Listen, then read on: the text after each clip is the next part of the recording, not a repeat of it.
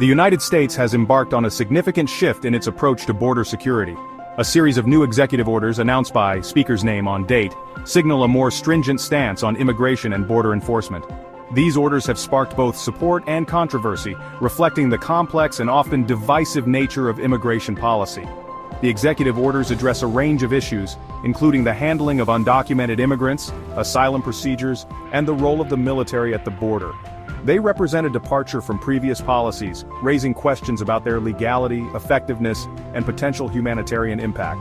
These changes come at a time of heightened national debate about immigration, with differing views on how to best address the challenges posed by undocumented immigration while upholding humanitarian values. Understanding the rationale behind these executive orders, their potential consequences, and the broader context in which they are being implemented is crucial for informed public discourse.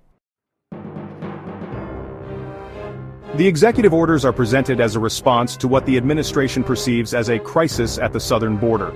Speaker's name has repeatedly emphasized the need to protect national security and stem the flow of illegal immigration and drugs into the country. Proponents of these measures argue that they are essential to restoring order at the border, deterring illegal crossings, and protecting American citizens. They point to the strain that undocumented immigration places on social services, the economy, and national security as justification for these actions.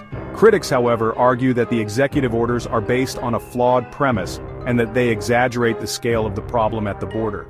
They contend that the administration is using inflammatory rhetoric and fear-mongering to justify policies that are cruel, ineffective, and potentially illegal.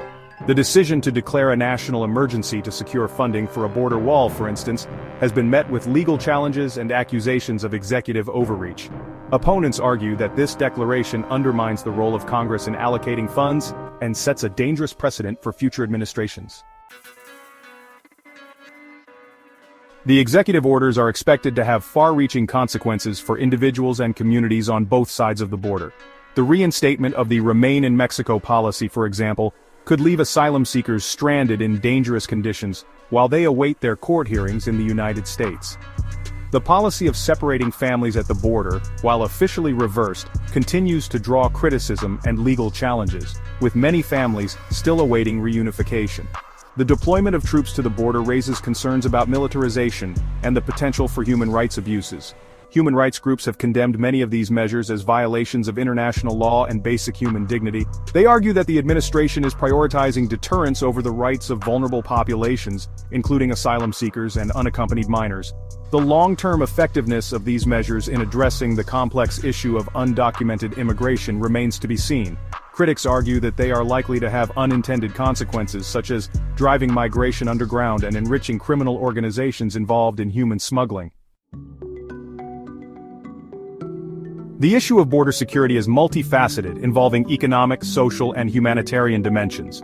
While the executive orders focus primarily on enforcement and deterrence, critics emphasize the need for a more comprehensive approach that addresses the root causes of migration. This includes investing in economic development in Central America, addressing climate change, and promoting human rights and the rule of law in countries where people are fleeing violence and persecution.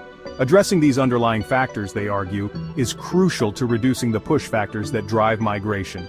Additionally, there are calls for comprehensive immigration reform that provides a pathway to citizenship for undocumented immigrants already living in the United States, strengthens border security in a humane and effective manner, and addresses the needs of the economy for both high and low-skilled workers.